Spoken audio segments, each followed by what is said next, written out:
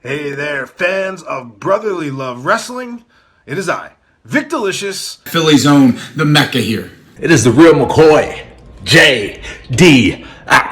Justin D. Xavier. And it's your man, CD, the fallen angel, Christopher Daniels. Hello, boys and girls. This is your old friend RJ City. Hey there, brotherly love wrestling. Bill Carr here.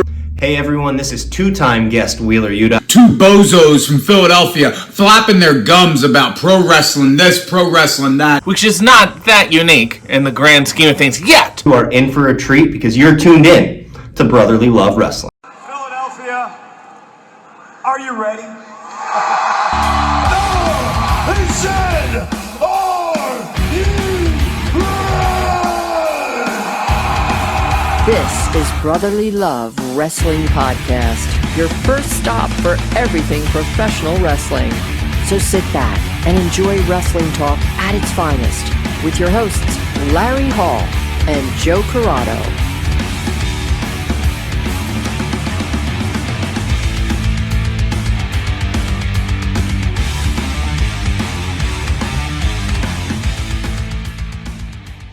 Welcome, everybody, to Brotherly Love Wrestling. On the show this week, probably going to review the results from Money in the Bank, as well as talk a little AEW. So let's jump right into Money in the Bank. I'm not sure, Joe, if you have watched it fully or not, or just got the Cliff Notes for it. No, I didn't watch it fully. Mm-hmm. Well, I think I know of everything. Mm-hmm. I know 3 in the afternoon was a little hard to do on a Saturday. Yeah, should have been easier, but it was not. It was not, and I should have later on that night because I think I had the opportunity, but I think I just got too tired to rewatch it. It just sucks when you're like, you're rewatching something that already happened. You know what I'm saying? It's harder. I agree. It is harder because I watched the replay at like around the time you would typically watch pay-per-view. I think it was on like 8:30. I turned it on and I watched replay from and like didn't feel the same, right? It didn't because I knew I could fast forward the replay. You know what I mean? I knew I didn't have to watch it live. Like Peacock, there is no fast forward. You weren't living in the now. Exactly. You were not. You're living in the past. But we don't live in the past in this show. Against all my better instincts, I didn't fast forward. I watched the entire event, and it was, again, like we said, like we're gonna have low expectations, and it's gonna surpass them, and it's gonna be good, and that's exactly what it was. I think starting out with the men's Money in the Bank was really good and a good call. I thought the match was very, very good. Priest winning, like we said last week when we talked about this show, even though we both wanted LA Knight, but I say how Vince was probably going to screw the fans and be like, nope, we're just going to give it to this guy. And Damian Priest. Didn't everybody want him to win? Like the majority. LA Knight want LA Knight to win. Yeah, he was definitely the consensus. You know what I mean? That fans wanted. Like, where do you go from here with him, dude? How do you keep the hot streak? I mean, he's got to stay in the forefront. He's got to stay in meaningful shit. I don't know. I don't know. What can they make meaningful for him? I guess we'll find out tomorrow night on SmackDown what's next for LA Knight because. You think he can hold the momentum, putting in let's say now the Money in the Bank being held by a Raw superstar. You kind of think he's going to cash in on a Raw champion. Isn't that the top storyline now, though? Do you think? You mean the briefcase? The briefcase. Isn't the briefcase the main storyline? No. Or no? No. What's the main storyline? Is the trial of the tribal chief. Yeah, but that's not Raw. Oh, you mean Raw? Oh, you mean Raw's main storyline? Yeah. Okay, yes, I'm sorry. I thought you meant period. But yes, that is Raw main story. Yeah. No, I mean, for Raw TV, Isn't it? That's main storyline. And LA Knight is on Raw, correct? No, he's SmackDown. Yeah. All right. Well, this goes against my question then, because my question was, could he supersede the main storyline? But him being on SmackDown, no, he can't supersede that main storyline. He's kind of fucking. He should be on Raw. Yeah. No, He's actually saddled a little bit being on SmackDown, being underneath that storyline. Yeah. Because I think that any other scenario or storyline running in that company is doomed. Besides that one, mm-hmm. he would be able to overshadow it, I think. He'd be able to get to that next level. I'm not going to say that Austin level or the Rock level, but that next level to where he's must see. Him being on SmackDown, he'd be able to. I feel like he'd be able to supersede the Money in the Bank. You can't see me, but I'm doing a lot of hand gestures up above the screen. That's where all the magic's happening right now. Is above the screen. Nobody can see it. That's okay. Even the listeners really can't see it, so it ain't gonna matter. As I get more and more of a point, it gets further and further to the top. And then when I get to the real, you look like you're doing the Macho Man at the top rope.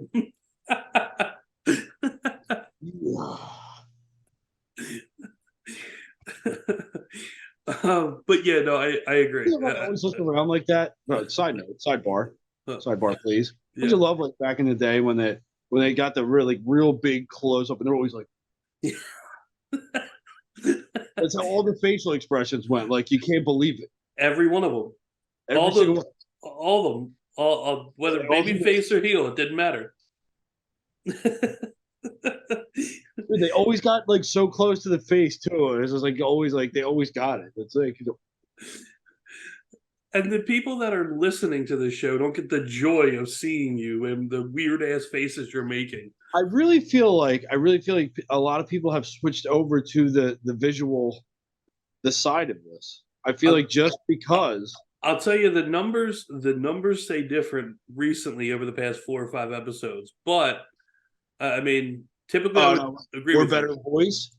More recently, we've had a lot of people supporting us via audio, so which we appreciate. Well, you're going to have to start doing play-by-play then. When I'm doing gestures and going crazy, and there's nothing being said, you're going to have to do play-by-play. You're going to have to do color commentary. Well, I mean, I could describe it like I just said. The people who are listening, you miss the amazing faces that you're making. I'm not describing every face you make. We'll be here an hour and a half. Yeah, no. That's what you have to do. Bullshit. That's not my job description. Yeah. Nothing is in our job description. We literally, this is not a job. Nothing. There's literally, you look at the job description, it's blank. That was a big sidebar. You took it that way, though. That was not my fault. I will not take the blame for that. You took it that way. Anyway. I don't even remember.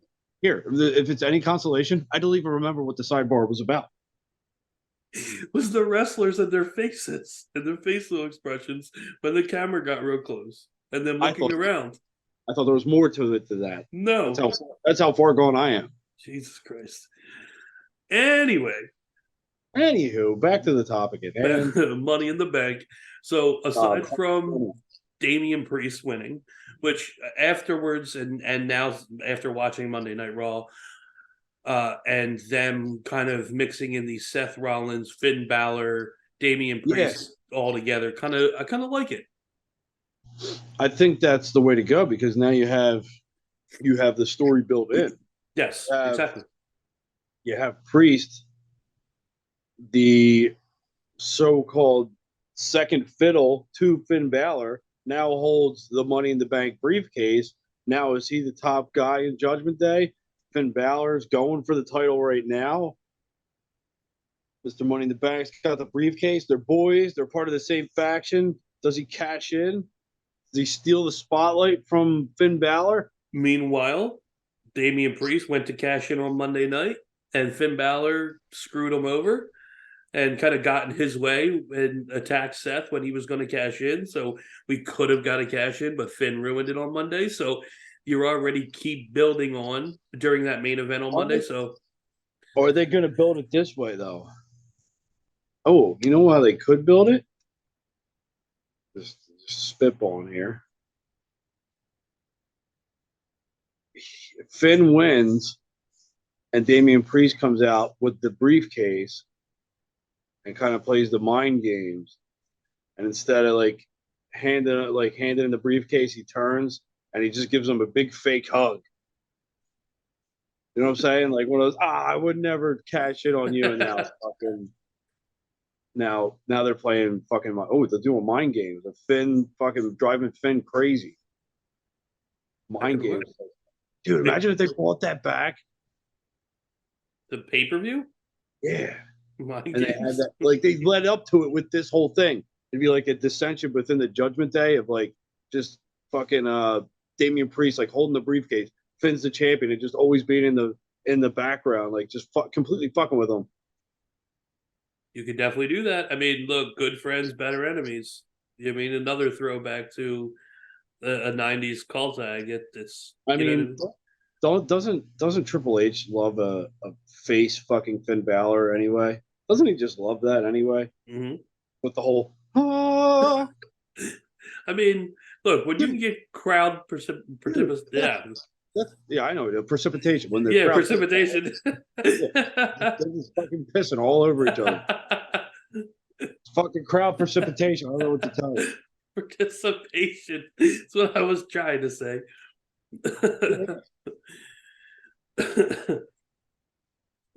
So one thing that actually there were two things that shocked me that I literally jaw dropped, and one, both of them I wasn't expecting, but one I was very happy to see was a heel turn or face turn, really, for Shayna Baszler. Yeah, it depends on how that is looked at. It's supposed to be Shayna Baszler being the heel. Yeah, but everyone wanted it to happen. Ronda Rousey. So now who's supposed to be the heel is now the favorite, and Ronda's going to catch even more shit because people just want to see Ronda get her ass beat. There was no way. That's the thing. Baszler's supposed to be the heel. Yeah. And you said she turned face. Because so the reason I said turn face, because I'm basing it off of what happened on Monday Night Raw, is Monday Night Raw, Ronda comes out, boos, Shayna comes out, full cheers, cuts the promo on her, and they cheered her the entire time. Dude, that's crazy. It is a face turn, to be honest. Yeah, man, they forced they forced it one way, and it completely went a different way. I think they're smart enough to know that's where the fans were, though. The fans Ronda Rousey has not been anything like what she was for WrestleMania 35. Once 35 happened, that was it. Her popularity went down. She's got to get better on the mic because if she could legitimately, she could lean into this and be legit top heel. She could be Charlotte level heel. Mm-hmm. I put Charlotte by far at embracing the hatred. Yeah. Does it so well. If Ronda can just talk a little bit, she can get on that level. Because people want to hate her. If she's going to fuck it, Charlotte's a good in-ring performer. She really is. She's big match Charlotte. She's like a fucking Cena. Yeah. I don't think Ronda could get on that level. I don't think she. No. That's what I'm saying. I don't think she could get on that level. So, but she don't have to. She's not going to be on the same level as Flair. She don't have to though. She don't even have to get. She don't even have to get close to Charlotte. All she has to be in ring is five moves of doom. She doesn't have to do anything spectacular. She doesn't have to have a 5-star match. She doesn't do any of that. If she can be a good heel on the mic, then she has her judo tosses. She has her arm bars. She has things that can make her semi-devastating in the ring that you don't care what she's doing in the ring because you want to see her get her ass beat because of all the shit she talks on the mic. You want to see Shayna tap her out. You know what I mean? That's all you want. But I don't care if she's mediocre in the ring. Cool. As long as she's not botching and looking like crap, that I'm good. Just go out there and just run through the motions and be all right at that. But at least deliver on the mic. Especially with all the girls you have that can do that in that division. You know what I mean? So I'd rather her just be able to do that. I'm good. But I really Just- like that, and like everyone else did. I feel like she's too forced. Like she just needs to be let be herself. She's looked uncomfortable since 35. She's looked uncomfortable. She looks like when you watch her, it's awkward and it's like cringy every time she has a mic. Yeah, And it is. It's not fun to watch. Yeah. Which is why everyone boos her. Yeah. So now she just has to lean into that, believe, and just embrace that people fucking hate her, and just go off of that, and don't force it. Say what you would say to anybody who fucking hated you. Just let her say that. Who cares? As long as she's not dropping F-bombs. Yeah. All right, so I'm going to run through the rest because I didn't think we were going to really sit on certain topics. So get your thoughts. I'm going to just rattle it off. You're gonna rapid fire me? Oh, Yeah. boy. So the return of Drew McIntyre. Decent. Am I supposed to answer quickly? That's good. No, just simple answers. That's all. Decent. Cody actually defeating Dominic. Not as surprising as I once would have thought. Yeah, I agree. I agree. Io Sky being the Miss Money in the Bank. Pleasantly surprised. Let's see. We already talked about Finn and Seth. Okay, so this one we can spend a little bit of time on before we go to AEW. I get more than 2 words. Yeah. Before we jump over to AEW, the Usos versus the Bloodline Civil War, because it was cinema. It was forget sports entertainment. It was cinema, is what we watched. It got better as it got better. It got better with age. So after the match and everything, and then people noticing all the nuances and stuff that they had tied into that match made it even better. Like the callbacks that they had and whatnot, and even the way that Roman first beat Jay with the fucking uppercut ball sack kick out. Yes. That's a good one. Uppercut ball sack kick out. And then Jay did the same thing to him, uppercut ball sack kick out. You're waiting till I mess this up. You're saying it so much, it's bound to happen. Yeah, I know. You're waiting for it. You're looking at me with the blank fucking fake guys going like this. It's coming. He's getting cocky with it. He's saying he's doing the dice thing too much. Pretty much all I got. But yeah, I mean, you're right. It was every little tiny piece just all fit. It's just the more it like keeps playing out, you would think but you would think it would have gotten old by now. You would have. Any other fucking storyline that they would have ever put Roman Reigns in, you would have thought, but there's no way he can carry a 3-year-long fucking storyline. I mean, he didn't have any schlubs carrying the storylines with him, but he elevated each and every single person intertwined in him. He's elevated every single fucking person. Yep. Roman Reigns. And 3-4 years ago, not one person had that on their fucking bingo card. That Roman Reigns was going to carry not only a good storyline, like the best storyline we've seen in ages, in fucking ages. It's the perfect storm of fucking, if not ever. Yeah, if not ever. It's the perfect storm of fucking people. You got Heyman at part of the helm, doing a lot of mic work, adding to the storylines. But, I mean, Roman really fucking held it down. I mean, he's had how many matches with Brock Lesnar before Brock came into the fucking bloodline storyline? Since 2019?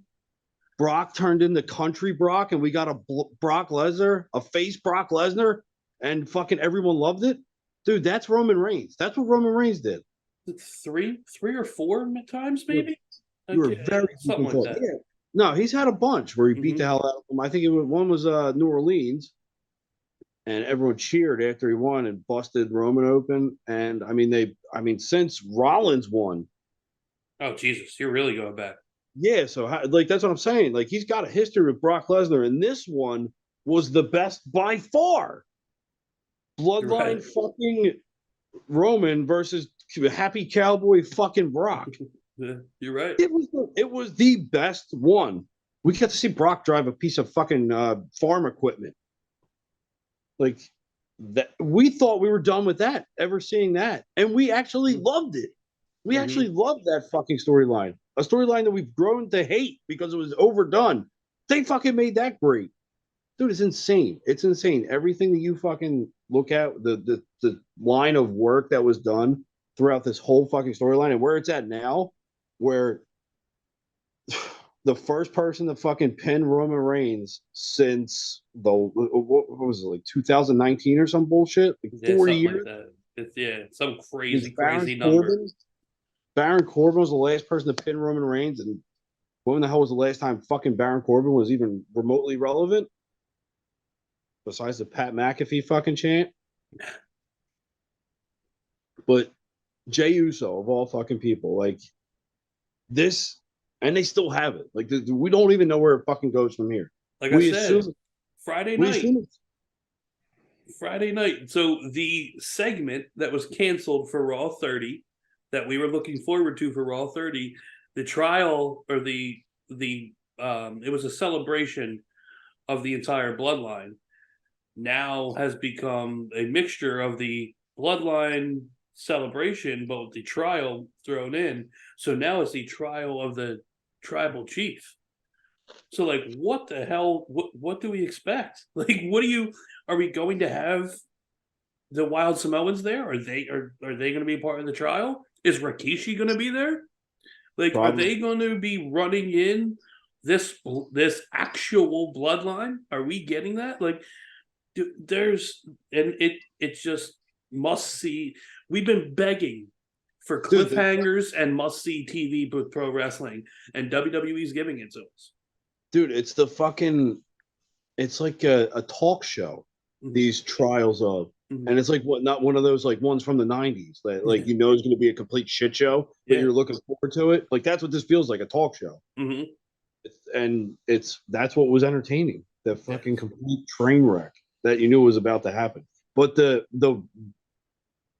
not just saying the train wreck, but also the verbiage that goes into everything, like the back and forth, the arguing, the bickering. You're going to get a bunch of you're probably going to get some speeches about how disappointed. Like, it's going to be all fucking drama. I can't wait. I'm so excited for SmackDown. I can't wait.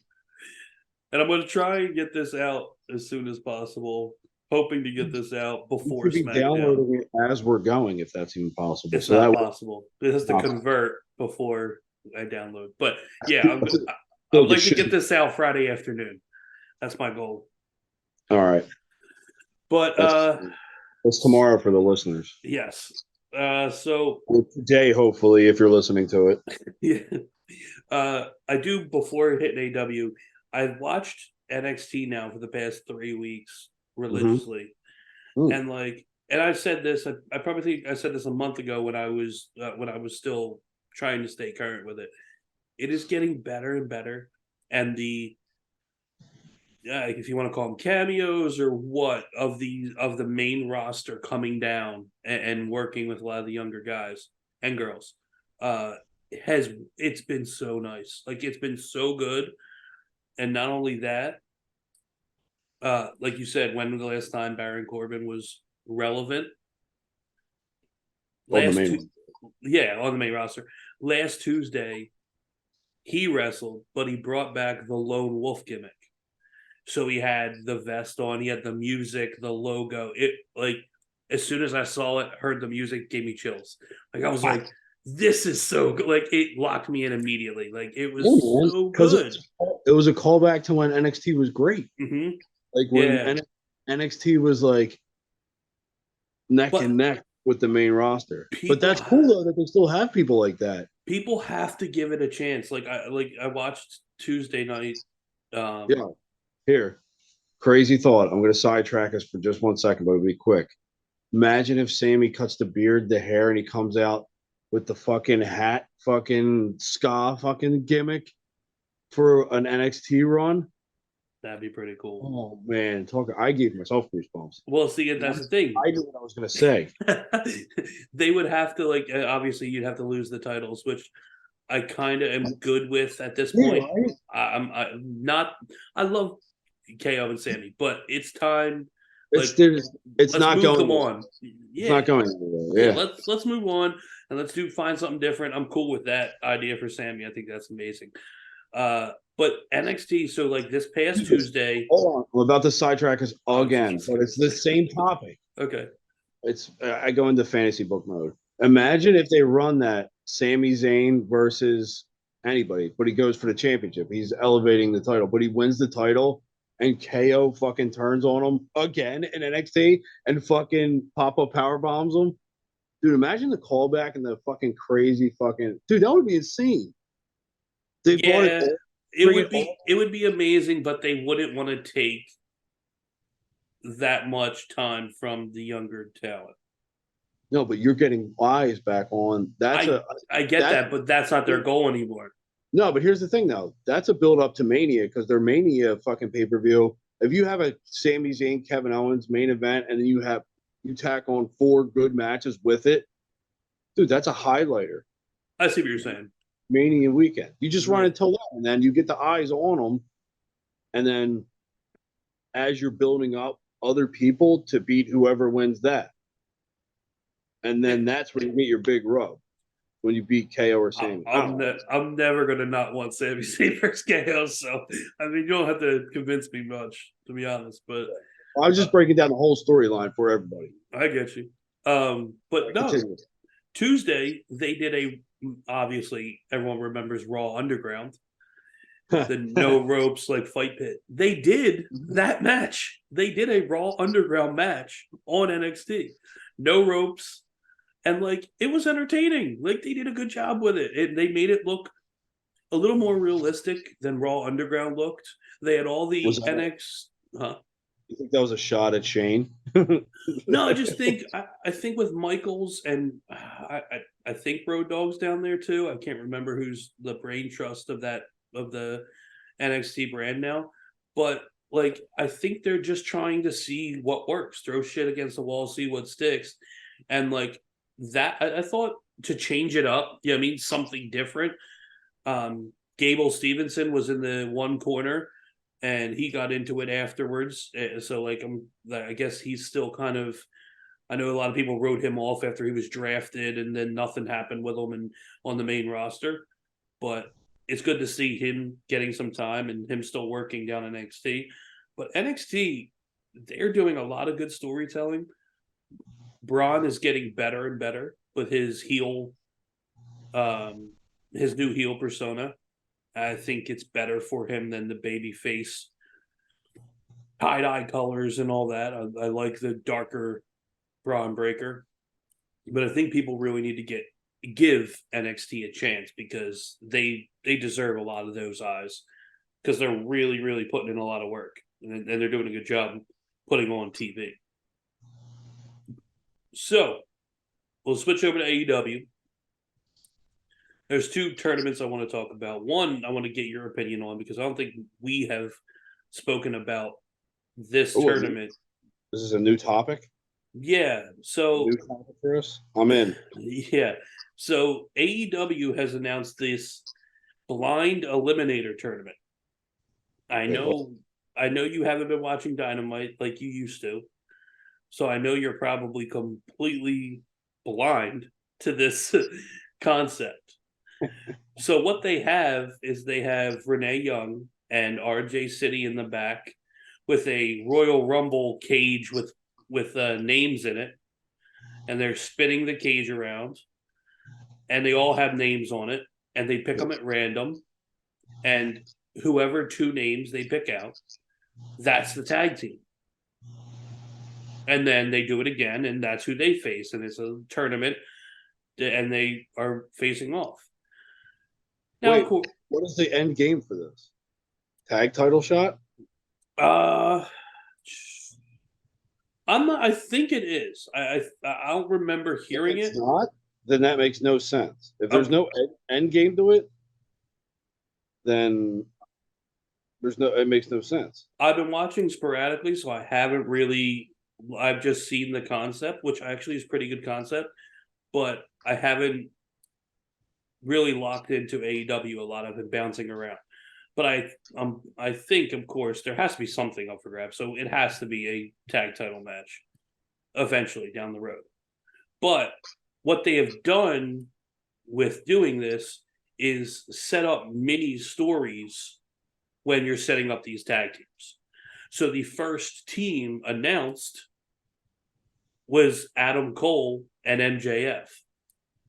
Well, and then, well, of course, you mean pro wrestling is scripted? What do you mean it's a setup? I don't like it. I want it to feel real, damn it. But they're doing more sports entertainment type stuff.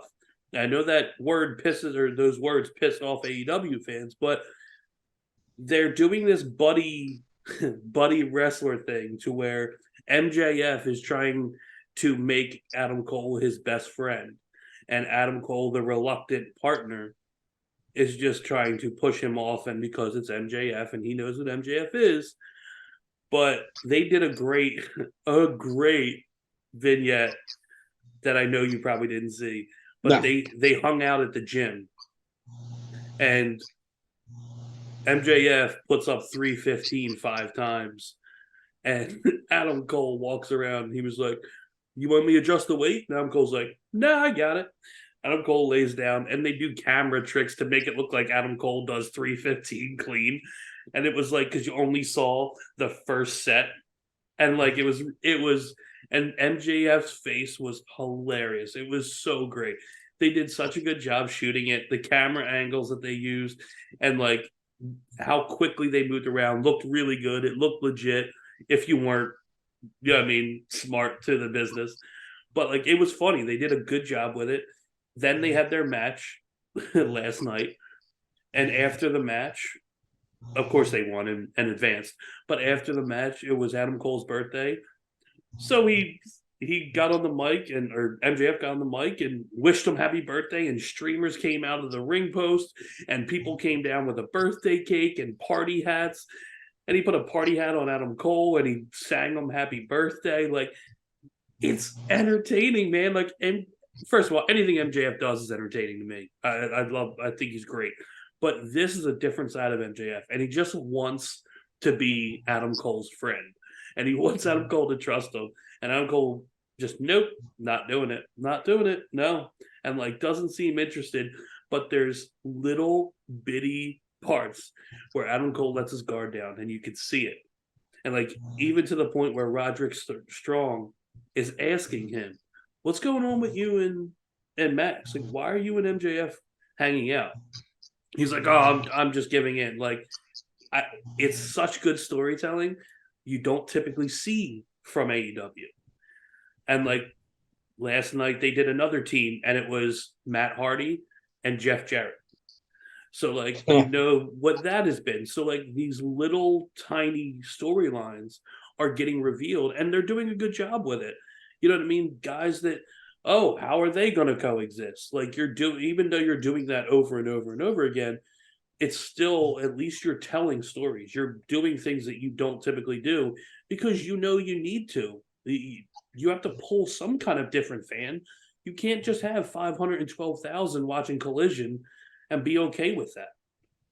Like, it's just not enough. You need to do something different. As good as Collision was, you go from CM Punk's debut at 890 down to the second night being 516 or 512 or whatever they drew. You know what I mean? That's $300,000 less on a Saturday night. Now, look, not grand. Huh? $300,000, not. Yeah, it was 800,000 to 500,000 dollars. No, well, you know what I meant. Well, I don't think that anyone else did. I think they thought it was weird. They, like, this week is different. So, like, switching over to obviously the Owen Hart tournament, which we know and we're more familiar with, we have the semifinals this week come Collision, and again, storylines, a lot of storytelling going on in AEW. This week, the semifinals, CM Punk, Samoa Joe. Built-in story there.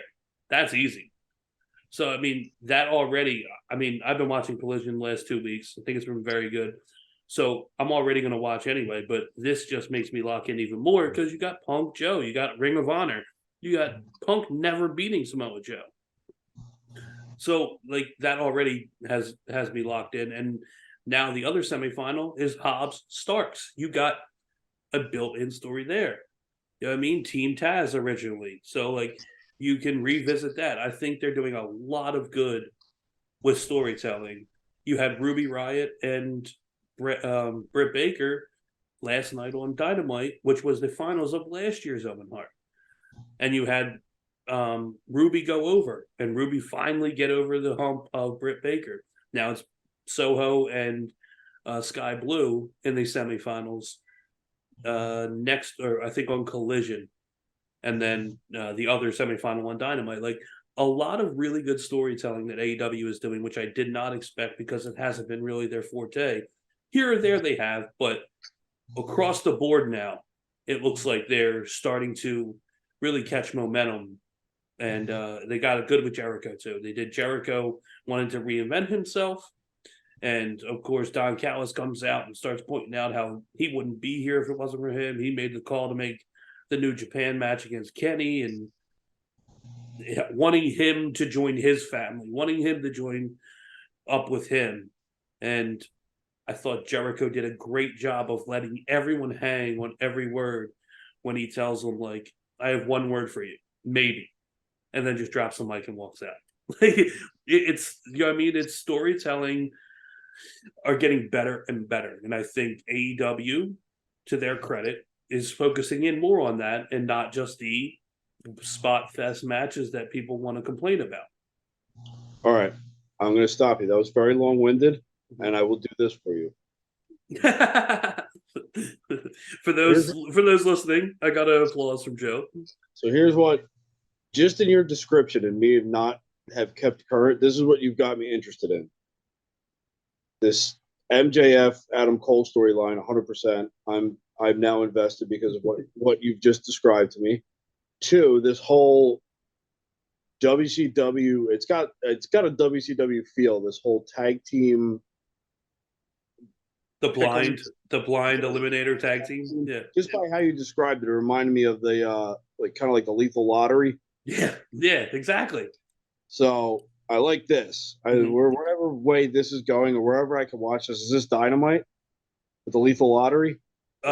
Yes, it actually started last week's Dynamite. Last week's Dynamite. I'm intrigued by this whole thing. Mm-hmm.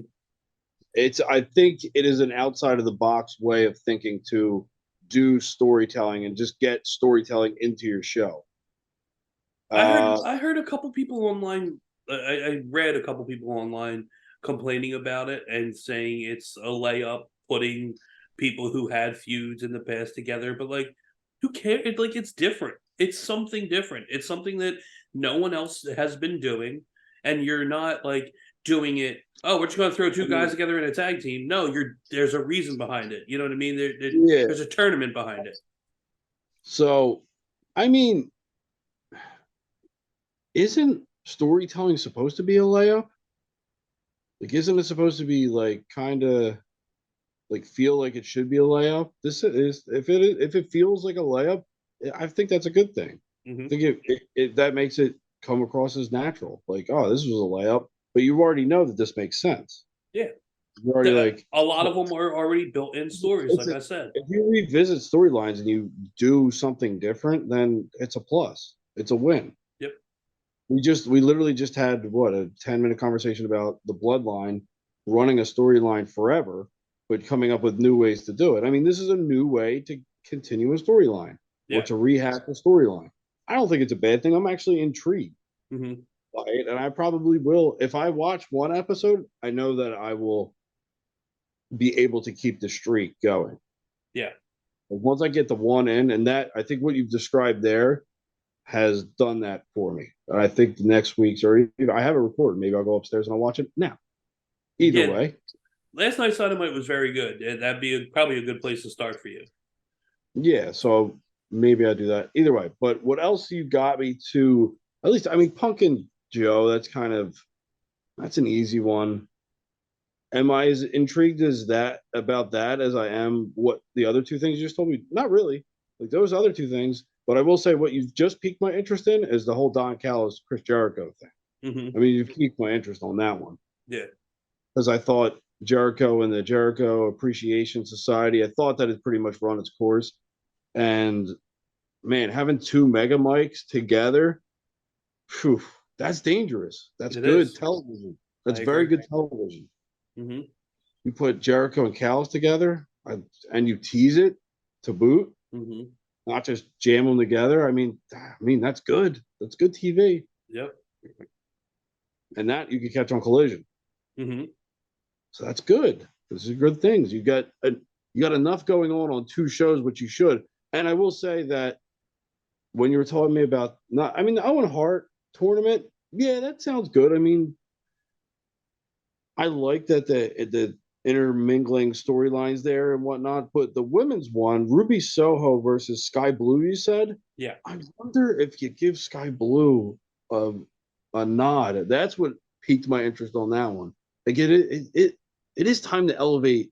You know how you have like your own homegrown on the men's side? Mm-hmm. You feel like, MJF, the pillars, but you also have that same feeling for like an Orange Cassidy and guys like that. The Dark Order they had a nice thing going for a little while. I mean, those are like your homegrowns, your day ones. I mean, by the way, the other women's semifinal, which I didn't mention, is Willow Nightingale versus Athena. Yeah, so Willow Nightingale's another one. Elevate her. I mean, she's already I think she's on a really good rise. I think Sky Blue's on a good rise. I mean, you got to start feeling like you got to have some homegrown women. I mean, besides Britt Baker. Yeah. Because all the other ones, let's face it, they're WWE besides Chris Statlander and Jade Cargill. So I think you have some, but you got to get more in there. And unfortunately, you got to start utilizing those former WWEs in a way that they didn't want to be utilized. And you got to start using them for the rub for your homegrowns. I agree. I mean, it's a circle of life. Hakuna Matata. All right, so whale's vagina. No, you got that way mixed up with something else. Crossing the two wrong movies. It's not the same movie. Not the same movie. No. You mean Anchorman and Lion King have nothing to do with each other? No. I think you're wrong. I think they're the same movie. You just got to look at it from a different lens. Be one hell of a lens. I'll tell you that. One hell of a lens. This one is the one where the Lion King is Anchorman. Or the Lion King equals Anchorman. Go ahead, think about it. There you go. You're writing it down, aren't you? I am. Yeah, you know what? I like that. This is another sidebar. This could also be the ones with the sidebars, but I digress. Well, I think we've had that title already. Possibly. I forget what I was going to say. I was writing something down, and you were like, "I like sidebar," and that was it. Oh yeah, I like that you do that now, so that way you don't text me an hour later after I've already forgotten, which I've proven is a very easy task for me. Numerous times tonight. Within the last 10 seconds. Yes, exactly. So I like that you do this now instead of texting me after I've already had time to. Or the next day. Yeah, or the next day. I'm like, oh my God, I literally sit there. I'm like, I don't even remember what I talked about. I am the now. I live so much in the now that I don't even think about 10 seconds prior. I want no part of it. Yep. I brought that show all the way around too, if you haven't realized. Yeah. Completely. You did. Good job. Thank you. So where's my applause, dickhead? That's a good job. I once again no. You applaud yourself, even better. I once again find my way all the way around the circle. It's just I'm the natural. I am. Cody or Dustin Rhodes. I'm Dustin Rhodes. If anything, this is the one where Joe is Gold Dust. This is the one where Joe equals 7. Oh my goodness. I didn't expect that. You have write it all down. It's all gold from here on out. From the last 5 minutes of the show will be gold. Before we wrap up, for next week, we won't really be talking current wrestling.